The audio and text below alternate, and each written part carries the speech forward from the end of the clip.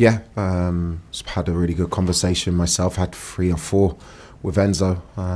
He's apologised to me. He's apologised to the club, and we'll deal with that after a massive game on Sunday. Can I ask what form the apology took? Was it a written one? Was it a meeting? No. Was it pies at the pub over the road? I don't know if it's a serious meeting. It's a serious meeting about something very serious. To Enzo, I said from every single step along this way, I'm not questioning Enzo's character. I'm not questioning who he is as a person. I believe people make mistakes, and you can't overstep the punishment for the mistake. I think we've made a sanction. We made a decision. I made a decision. And what I want for Enzo is for him to go on here and have an outstanding career. So you forgive and forget, but not forget just yet. He's still not going to play on Sunday. No, he won't play on Sunday. But hopefully after that, he'll be a massive part of the group moving forward. There's still a few hurdles that need to be overcome that I won't go into. But at the same time, I want every player really, really focused now on a huge running. Sorry to go on about it, and we're coming to an end, but is that not shooting yourselves in the foot? Is the best player certainly in that position? It's not about it. The football is a team sport. It's not about individuals. It's not about shooting yourself in the foot. There are certain values and cultures that I believe in, that this club believe in, that makes the team stronger if you get that right. What about, it's been mentioned, I have to say not by Arsenal, but people have mentioned on Arsenal's behalf the integrity of the competition. Who's mentioned that? I've heard pundits, I've heard... I haven't heard that. Is that a concern? No, I've got an outstanding squad full of outstanding players. It's still a very difficult team to pick in terms of the starting 11. I need to get that right in the next few days. In terms of team news then, anyone back who has been out for this game? No, but the positive is Este having the 90 minutes against Port Vale. In terms of any others, Trevor's working really, really hard. He's back on pitch. Levi's full training, but he still needs to overcome some hurdles in terms of selection. Reece has been running today, which is great. But no, I've got a good squad and we're ready to go and take on Man City. So it sounds like all those 3 maybe not quite... They're not ready for Man City. Next few weeks as yeah. well. Obviously Callum was in charge before you came in when Chelsea went to City. Got a result there. It's pretty rare actually in the last 5 years for Chelsea to get a result against Man City, not beating Man City since the Champions League final.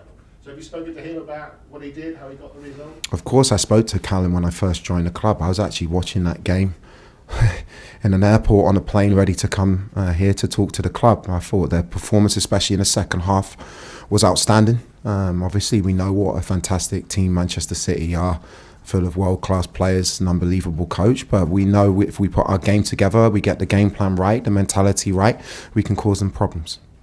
And you said before that Pep's been a big influence on your coaching career, even maybe a bit of an idol and a hero of yours, but there'll be none of that once the whistle blows. No, huge respect. You can have respect.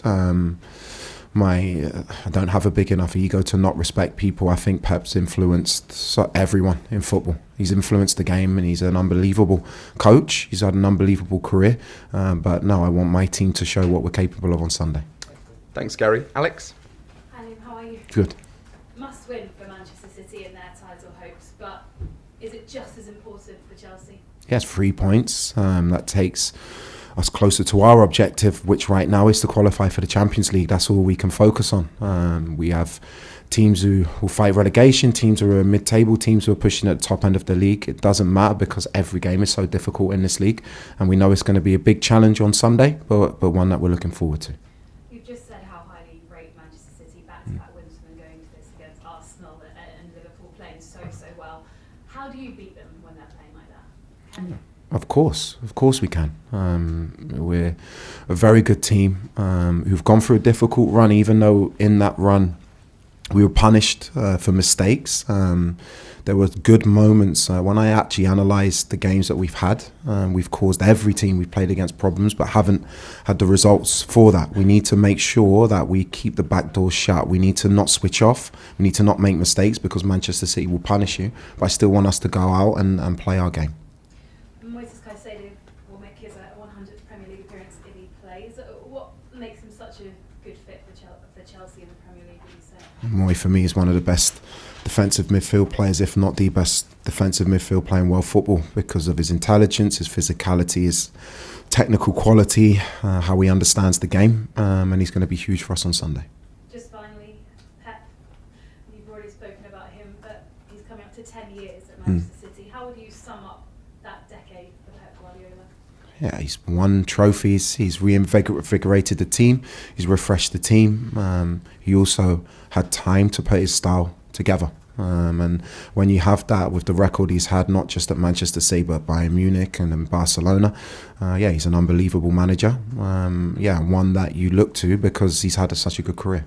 Thank you. Good luck on Sunday. Thank you. Thanks, Alex. Nizar? Hi Liam, I just wondered with the week to prepare and having the international break as well, is there a chance you might see a different style of Liam Rosenior team, maybe with extra training time on the pitch and things like that?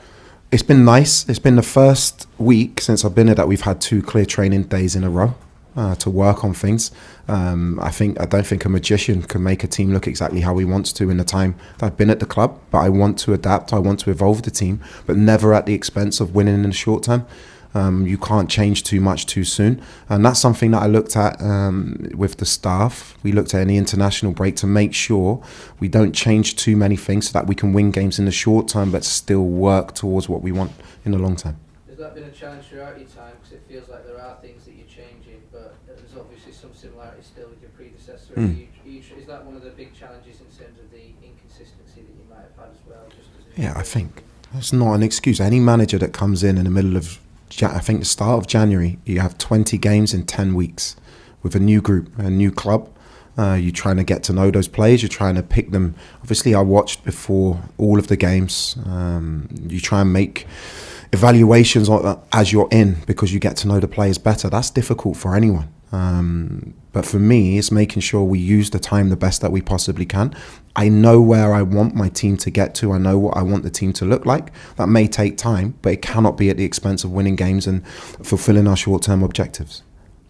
Could I just ask you, the players mentally refreshed? You said you needed a bit of a reset. Have you seen that? Yeah, they look really, really good. I feel...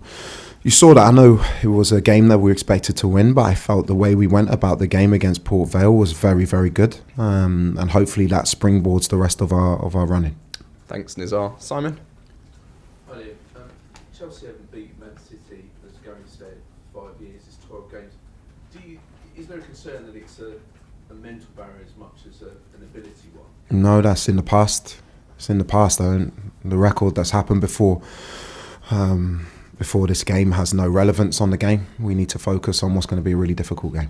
Do you think, though, that a win over Man City could be a great launching pad for what you want to achieve for the rest of the season? Of course, it's 3 points closer to our objective.